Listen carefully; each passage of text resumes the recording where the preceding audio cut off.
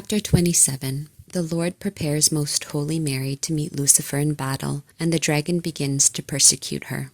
The eternal Word already made man in the womb of Mary the Virgin, and possessing her as his mother, was aware of the designs of Lucifer not only through the uncreated knowledge of his Godhead, but also by the created knowledge of his humanity. He prepared the defense of his tabernacle, which was more estimable in his sight than all the rest of the creatures, in order to clothe the invincible lady with new strength against the foolhardy daring of the treacherous dragon and his hosts. The most holy humanity of Christ rose up, as it were, in an attitude of defense in the virginal chamber of Mary, in order to meet and offer battle to the princes of darkness. In this position, he prayed to the Father and asked him to renew his favors and graces in Mary, in order that she might, with added strength, crush the head of the ancient serpent, that this woman might humiliate and overcome him, frustrate his designs and all his powers, and that she come forth triumphant and victorious over hell, to the glory and praise of God and of his virginal mother. The prayer of Christ our Lord was punctually fulfilled in the most blessed Trinity. Then, in an indescribable manner, her most holy Son was shown to Mary in her virginal womb. In this vision, the plenitude of graces and unspeakable gifts were vouchsafed to her. Illumined anew with additional light of wisdom, she recognized the highest and most hidden mysteries impossible to describe. She understood especially that Lucifer had prepared vast designs of pride against the glory of the Lord, and that his arrogance rose up to drink the pure waters of Jordan. The Most High, informing her of these things, said to her, "My spouse and my dove, the infernal dragon thirsts with such wrath against my holy name and all those that adore it, that he wishes to drag toward him all without exception, and with daring presumption he tries to blot out my name from the land of the living. I wish thee, my beloved, to come to the defense of my cause and of my holy name, by giving battle to the cruel enemy, and I will be with thee in battle, since I am in thy virginal womb. I wish that thou confound and destroy the enemies before I appear in the world, for they are convinced that the redemption of the world is nigh, and therefore they desire to gain over and ruin all souls without exception before the world is redeemed. I trust this victory to thy fidelity and love. Do thou battle in my name, just as I in thee, against this dragon and ancient serpent."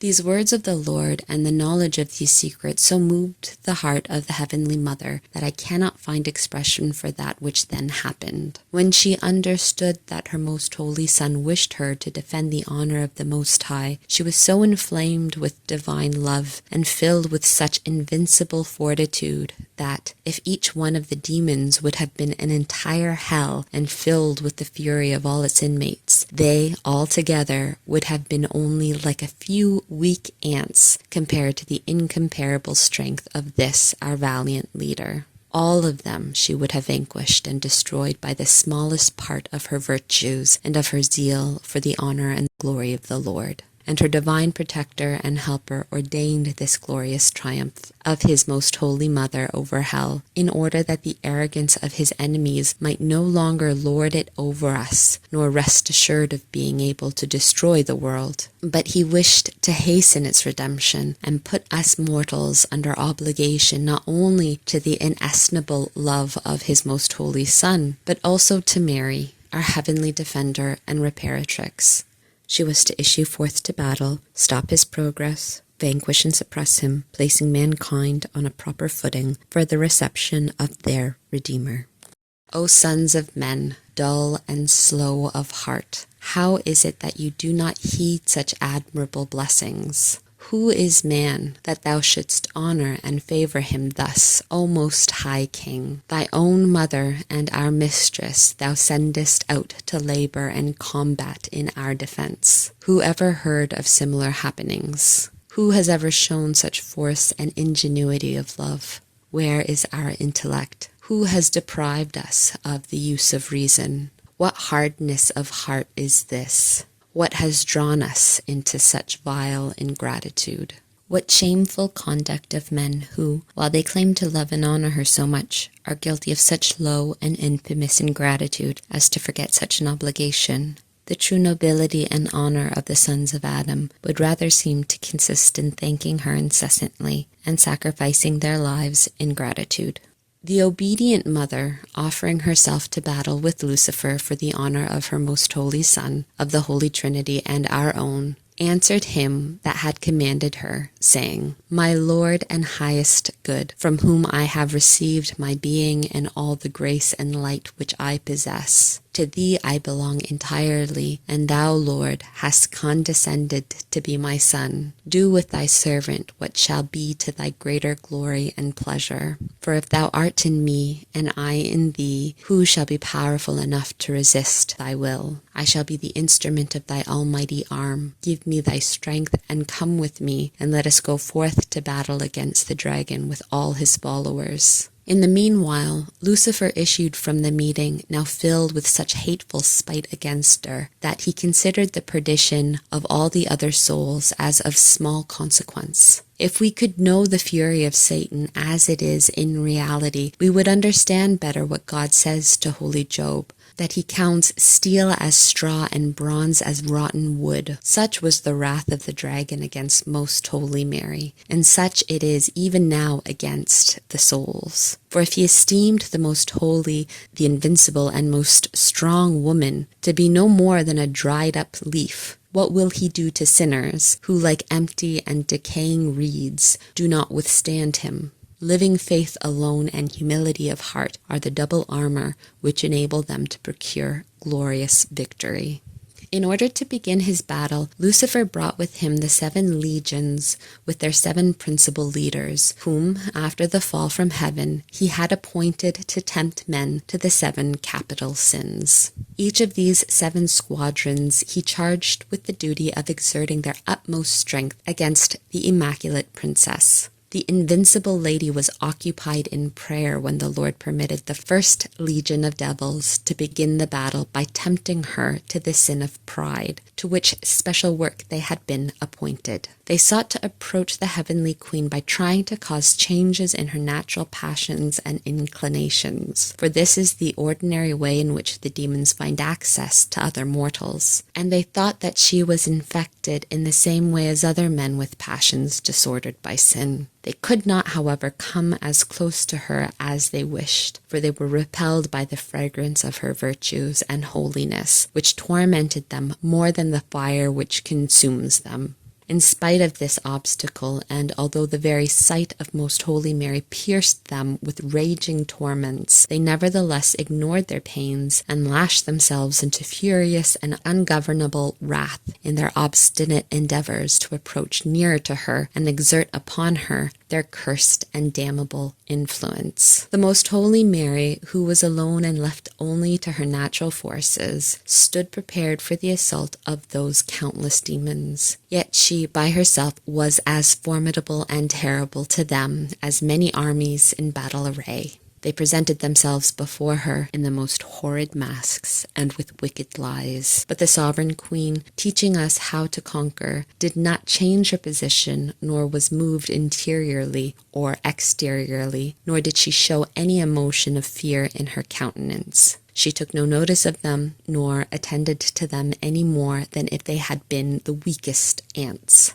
She despised them with an invincible and magnanimous heart. For this kind of battle, as it is a battle of virtues, is not accompanied by the extremes of noise and excitement, but is fought in all tranquillity, in outward and inward peace and modesty. Just as little could she be moved by the passions and the appetites, for these were not in subservience to the devil and our queen. In her they were all swayed by reason, and this again was subject to God, since none of her faculties had been cast into disorder by the first sin, as in the rest of the children of Adam. Therefore the arrows of these enemies, as David says, were like those of little children, and their armories were like those which were without ammunition. Only to themselves were they harmful, for their weakness only brought upon them confusion. Although they were not aware of the innocence and the original justice of Most Holy Mary, and therefore did not understand that she was not to be injured by the common temptations, yet by the majesty of her bearing and her constancy they could conjecture their ill success, and how she despised them. their efforts were not of the least avail, for, as says the Apostle in the Apocalypse, and as I have mentioned in the first part, Book 1, number 129, the earth helped the woman who was clothed with the sun when the dragon opened upon her the flood of his impetuous temptations, meaning thereby that the earthly body of this lady had not been vitiated in its faculties and passions as those of others who had been touched by sin. The demons then assumed corporeal shapes of the most horrible and dreadful kind, and they began to emit fearful howls, roaring with terrible voices, pretending to rush upon her and threatening destruction. They shook the earth and the house, striving also by other furious assaults to frighten and disturb the princess of the world, so that at least in this, or in making her desist from prayer, they might seem victorious. But the invincible and magnanimous heart of Most Holy Mary was not disturbed nor moved in the least. It must be remembered that in order to enter upon this battle, the Lord left her entirely to the resources of her own faith and virtue. He suspended the effects of the other favors and privileges which she was wont to enjoy at other times. The Most High wished it so in order that the triumph of his mother might be more glorious and honorable. Besides this, there were the other reasons which God has in allowing the souls to be tempted in this manner. His judgments are unsearchable and unknowable. At times the great lady would repeat,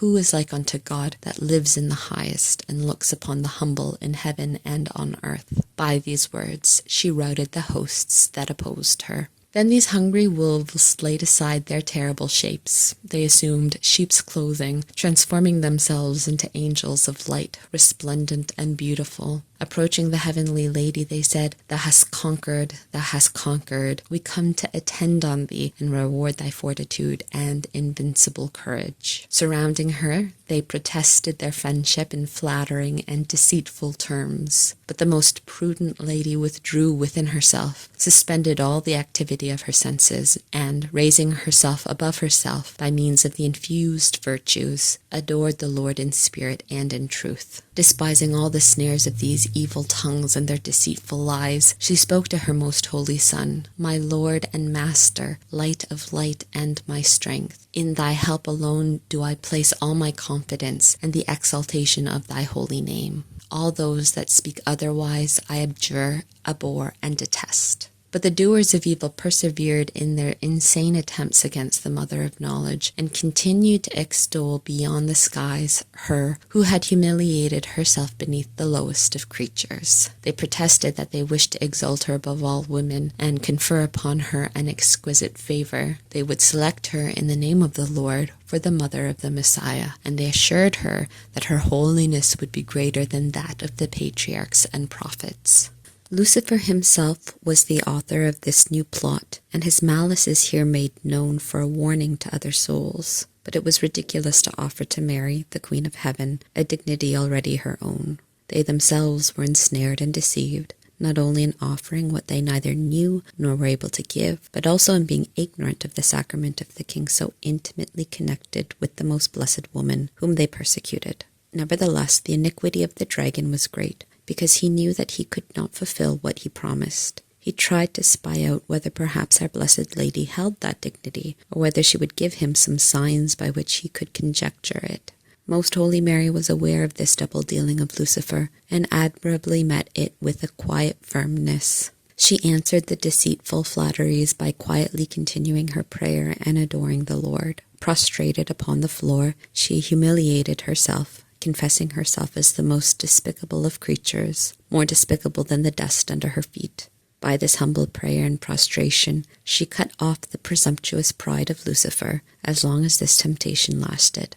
As for the rest which happened, the cunning of the demons, their cruelty and lying deceits on this occasion, it seemed to me that I should not relate all, nor that I should expatiate on all that has been shown to me. Let this much suffice for our instruction, for not all can be trusted to the ignorance of weak and earthly creatures. Dismayed and routed, the first host of enemies retired and gave way to the second. These were to tempt her, who was the most pure of humankind, to the sin of avarice. They offered to her great riches, gold, silver, and most precious gems, and in order that these might not seem empty promises, they placed before her a great quantity of these riches, although they were only apparent, for they thought that they could exert greater influence on her will by actually presenting these objects before her. They accompanied this offer with many deceitful words and told her that God had sent her all this for distribution among the poor. When they saw that all this had no effect upon her, they changed their tactics and urged that, since she was so holy, it was a great wrong that she should remain so poor.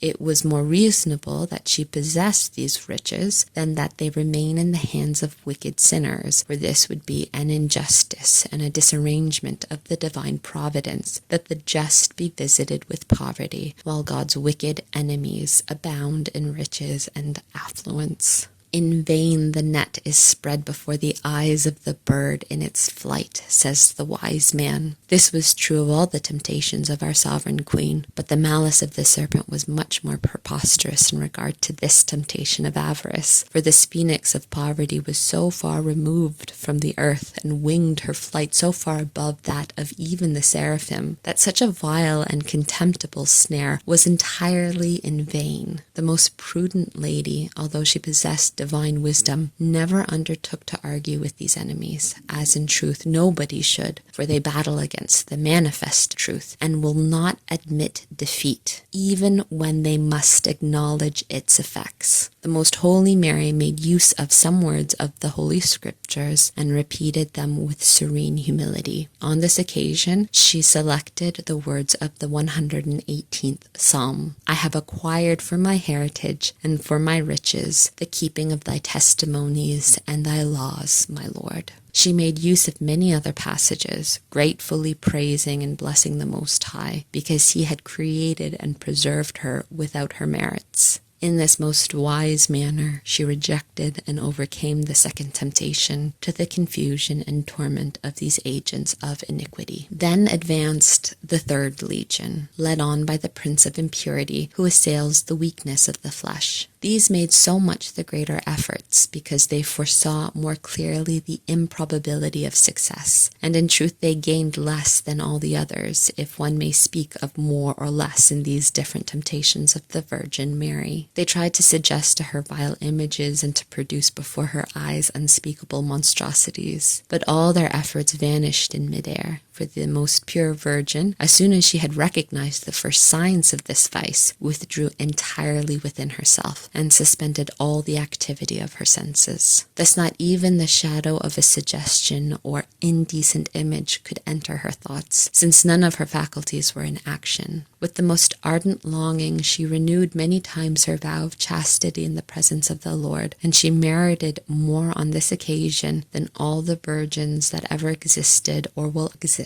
in this world. The Almighty furnished her with such virtue that in comparison, the sudden expulsion of the cannonball from the cannon is but a poor image of the force with which these enemies were repelled from the presence of Most Holy Mary when they sought to touch her purity by their temptations. The fourth legion undertook to test her meekness and patience, seeking to move this mildest dove to anger. This temptation was most annoying, for the demons overturned the whole house. They broke and shattered everything contained therein, and in such a manner as to cause the greatest amount of annoyance to the most meek lady. But her holy angels soon repaired all the damage. Foiled in this attempt, the demons assumed the shapes of some women known to the serenest princess. They flew at her with greater wrath and fury than if they had been real women. They added outrageous insults, dared to threaten her, and took possession of things most necessary. But all these were only despicable tricks in the eyes of her that knew them, for none of their pranks and assaults escaped the penetration of the Most Holy Mary. She disregarded them altogether and despised them entirely, without giving any signs of being moved or influenced by them. The The demons then chose a real woman of a disposition adapted to their purposes, whom they influenced by diabolical art against the Princess of Heaven. For this purpose, one of the demons assumed the shape of an acquaintance of this woman and began to tell her that this Mary, the wife of Joseph, had slandered her in her presence and had accused her of many gross faults, which this demon invented for the occasion. The deceived woman, who was naturally very much inclined to anger, hastened furiously to our meekest lamb and hurled at her the vilest accusations and insults. She, however, allowing the angry woman to pour out her wrath gradually, began to speak to her in words so humble and sweet that she changed her entirely, appeased and softened her heart. When she had thus brought her about, she consoled and admonished her against the wiles of the devil. As this woman was poor, Mary added some alms and dismissed her in peace. Thus also this attempt was foiled, just as were many others by which Lucifer tried to irritate our meekest dove and bring her into discredit. The Most High always defended the honor of his most holy mother, making use of her own perfection and virtue and of her prudence and humility, so that the devil could never succeed in harming her good name in the least. She always acted so prudently and with so much meekness and wisdom that the multitude of the hellish attempts were totally ineffectual. The tranquility and meekness of the sovereign lady during these temptations of the dragon caused the admiration of the angels. Even the demons were full of astonishment, though of a different kind, at seeing such behavior in a mere creature, and that a woman, for never had they seen the like. The 5th legion followed with temptations to gluttony. Although the ancient serpent did not bid our queen to turn stones into bread, as he afterwards presumed to do with her most holy son, for he had not seen her do such great wonders, since they had been withheld from his knowledge. Yet he tempted her, like the first woman, with the pleasures of the taste. They placed before her a great feast in order to incite and mislead her appetite by outward allurance. They tried to influence the humors of her body so as to cause in her a counterfeit hunger, and they used other means to attract her attention to what they were offering. But all their labor was in vain and without effect, for from all these material and earthly things, the noble heart of our princess was as far removed as heaven is from earth. Just as little did she use her senses in order to enjoy the pleasures of taste, yea, she never even took notice of them, for in all things she had set herself to counteract what our first mother Eve had done. Eve incautiously and heedlessly had looked upon the beauty of the tree of knowledge and upon its sweet fruit, and then had reached out her hand to eat, thus beginning our woe. Not so Most Holy Mary, who withdrew and locked up her senses, although she was in no such danger as Eve. Our first mother was overcome for our perdition, while our queen conquered for our rescue and salvation. Much dismayed by the discomfitures of the preceding hosts, the spirits of envy approached. Though they could not estimate the full perfection of the deeds of the Mother of Sanctity, they nevertheless felt her invincible strength. They had seen her so unmovable that they almost despaired of enticing her to any of their wicked purposes. Nevertheless, the insatiate hatred of the dragon and his immeasurable pride would not yield. They laid new plots in order to provoke the lady, most beloved of the Lord and of men, to envy in others what she herself possessed, and even what she abhorred as useless and dangerous. They drew up a long list of natural blessings possessed by others and denied to her, and as they thought that supernatural gifts would move her more, they mentioned great spiritual favors and blessings, which the Almighty had conferred upon others and not upon her. But how could these lying representations move her, who was the mother of all the graces and gifts of heaven? But the blessings of all the creatures taken together were less than her single privilege of being the mother of the author of grace. Precisely because His Majesty had so favored her, and because the fire of his charity burned within her, she ardently desired that the hand of the Most High enrich and favor her fellow men so much the more. How then could envy find room where charity abounded? But the fierce enemies would not desist. They pictured to the queen the apparent happiness of those who in their riches and good fortune considered themselves happy and exalted in this world. They induced several persons to approach Most Holy Mary and describe to her the consolation of being rich and well-to-do, as if this deceitful happiness of mortals had not been condemned so often in Holy Scriptures, and as if contempt of riches had not been the very science and doctrine which the Queen of Heaven and her Most Holy Son had come to exemplify in their lives for the benefit of the whole world. Those persons who came to our Heavenly Mother were exhorted by her to use the temporal goods and riches well and to give thanks for them to the Author of all good. She herself fulfilled this duty, making up for the habitual ingratitude of men. Although the most humble lady judged herself unworthy of the least of blessings of the Most High, yet her own sanctity and exalted dignity in point of fact gave witness to the words of Holy Scriptures, saying in her name, "With me are glorious riches and justice, for my fruit is better than gold and precious stone. In me is all grace of the way and the truth. In me is all hope of life and of virtue." In this exalted excellence of virtue, she conquered all her enemies, astonishing and confusing them by this new experience. For they were made to feel that where they had exerted their greatest force and their deepest cunning, they gained least and experienced the greatest repulse.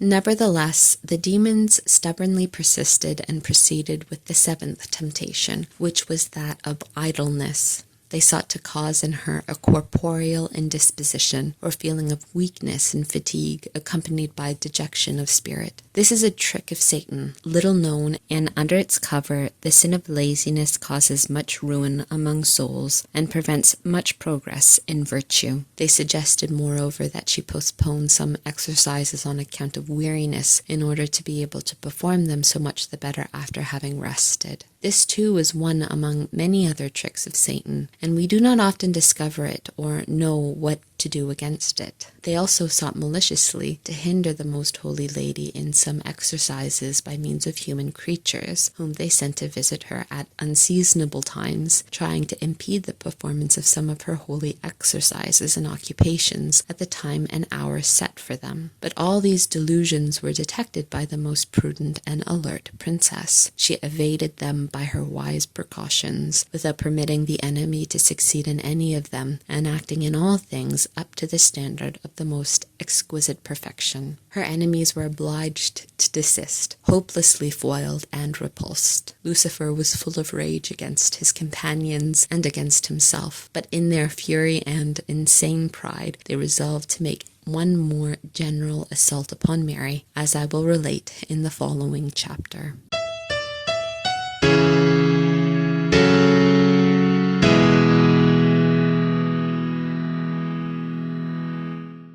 Instruction given to me by the Most Holy Queen Mary. My daughter, although thou hast only very briefly summed up my lengthy battle against temptations, I wish that from what thou hast written and from what thou knowest otherwise concerning these things, thou learn the manner of resisting and overcoming the powers of hell. The surest way of fighting the demon is to despise him, looking upon him as the enemy of the Most High, who has lost all fear of God and all hope of good, who, in his stubbornness, has deprived himself of all means of recovery, and is without sorrow for his wickedness. Relying on this indubitable truth, thou shouldst show thyself far superior to him, exalted and unflinching in thy thoughts, and treat him as a contemner of the honor and worship of his God. Knowing that thou art defending so just a cause, do not let thy courage sink, but resist and counteract him with great strength and valor in all his attempts, as if thou wert fighting at the side of the Lord himself. For there is no doubt that his majesty assists all those that enter loyally into his battles. Thou art truly in good hope and in the way of eternal life glory, as long as thou laborest faithfully for thy Lord and God. Remember then that the demons detest and abominate that which thou desirest and lovest, namely the honor of God and thy eternal felicity, and that they are striving to deprive thee of that which they cannot restore to themselves. God has reprobated the demon, while he offers to thee his grace, his virtues, and his strength, in order to overcome his and thy enemy, and to procure for thee the happy end of eternal peace. Only thou must work faithfully and keep the commandments of the Lord. The arrogance of the dragon is great, yet his weakness is greater, and he does not represent more than a weak atom in the face of the divine power. Yet as his cunning and malice far exceed that of mortals, it is not advisable to allow the soul to bandy words with him, whether he is present invisibly or visibly. For from his darksome mind, as from a smoking furnace, issue the shadows of confusion, obscuring the judgments of mortals. If they listen to him, he will fill their minds with deceits and darkness, so that they will neither recognize the truth and the beauty of virtue, nor the vileness of his poisonous falsehoods. Thus the souls will be made unable to distinguish the precious from the worthless, life from death, truth from error, and they will easily fall into the clutches of this fierce and wicked dragon. In temptation, let it be thy invariable course not to attend to anything which he proposes, not to listen, not to argue with him concerning aught. If thou canst withdraw and place thyself at a distance, so as not to perceive or recognize his wicked attempts, so much the more secure thou wilt be for thus looking upon him only at a distance. The demon always seeks to prepare the way for his deceits, especially in souls which he fears will resist his entrance, unless he can thus facilitate his approach. He is accustomed to begin by causing sorrow or dejection of heart, or he makes use of other trickery or snares, by which he diverts or withdraws the soul from the love of the Lord. Then he comes with his poison, concealed in the golden cup, in order to diminish the horror of the soul. As soon as thou notest in thyself any of these signs, for thou hast thy experience, obedience, and instructions for a guide, I wish that with the wings of the dove thou direct thy flight to the high refuge of the Almighty, calling upon him for aid and proffering the merits of my most holy Son. To me also shouldst thou fly for protection, as I am thy mother and teacher, and to thy devoted angels, and to all the rest of thy advocates in the Lord.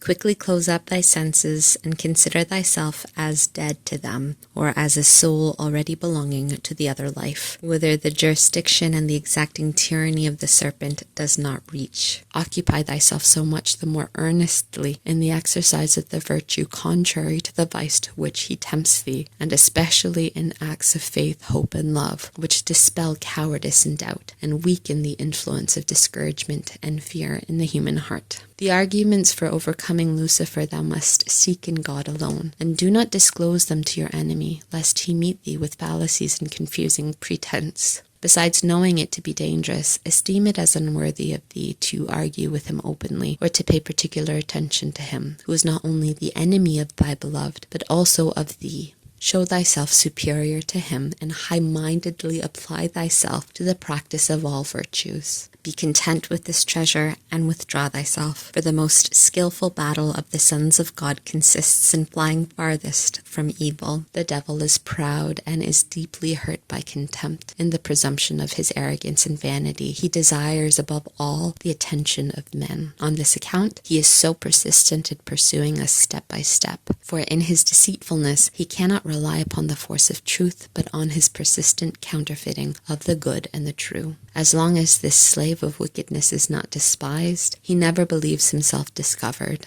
and he continues, like an importunate fly, to buzz about the spot tainted by the greatest corruption. Not less warily must thou conduct thyself when thy enemy makes use of other creatures for thy destruction. This he does in two ways, either leading them on to immoderate love, or to undue dislike or hatred. As soon as thou noticest a disorderly affection in those with whom thou conversest, observe the same precaution as in flying from the demon, yet with this difference, that while thou hatest him as thy enemy, thou consider the others as God's creatures, to whom thou must not deny the consideration due to them on account of his majesty. But in as far as withdrawing from them is concerned, act as if they were thy enemies. For in regard to the service which the Lord requires of thee, and in regard to thy present condition, it is the devil who operates in these persons toward separating thee from thy God and from thy duty. If on the other hand they hate and persecute thee,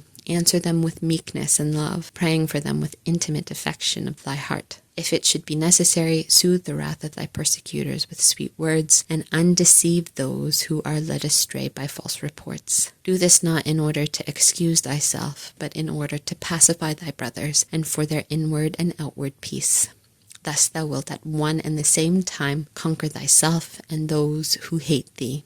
In order to be well practiced in this way of acting, it is necessary to cut off the very roots of the capital sins, to tear them out, and to die to the movements of the appetites. For in these appetites, the 7 capital vices to which the devil leads men are rooted, and in these disorderly and undisciplined passions he sows the germs of the 7 sins.